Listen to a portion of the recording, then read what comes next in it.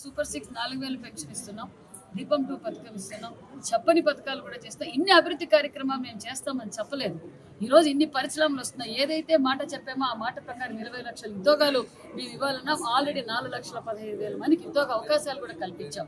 మేము సూపర్ 6 పథకాలు చేయమని చెప్పి ఖచ్చితంగా ఫీజు మేనర్ ప్రకారం చేస్తామని కూడా తెలియజేస్తాం. ఆల్రెడీ చేస్తున్నామన్న విషయం కూడా వాళ్ళకి తెలుసు. వాళ్ళు ఉనికి చాటుకునే కోసం ఈరోజు వాళ్ళు చేసిన అప్పులు మేము కట్టుకుంటూ అభివృద్ధి చేసుకుంటూ పరిశ్రమలు తీసుకొస్తూ సంపద సృష్టించి ఈరోజు రాష్ట్రాన్ని అభివృద్ధి బాటలో తీసుకెళ్తున్నాం. ఒక వైసీపీ వాళ్ళకి తప్ప ప్రజలందరూ ముఖ్యమంత్రి చంద్రబాబు నాయుడు గారి మీద సంపూర్ణమైన నమ్మకంతో ఏదైతే నమ్మకంతో ఓటేశారో ఆ నమ్మకంతో ప్రజలు ఉన్నారు. మరి ఆ 11 మందికి తప్ప మిగతా వాళ్ళందరికీ చంద్రబాబు నాయుడు గారు ఎన్డీఏ ప్రభుత్వం ఏ విధంగా అభివృద్ధి చేస్తుందో తెలుసు.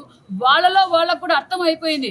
ఇంకా లేదు వైసీపీ పార్టీ అని చెప్పి వాళ్ళు కూడా రాజీనామాలు చేసి వెళ్ళిపోతున్నారంటే ఇంకా వైసీపీ వాళ్ళు అడిగేదానికి మేము ప్రశ్నించిన అవసరం లేదు. మేము ప్రజలకు జవాబుదారీ, ఖచ్చితంగా ప్రజలు జవాబుదారీగా ఉంటామని కూడా తెలియజేస్తాం.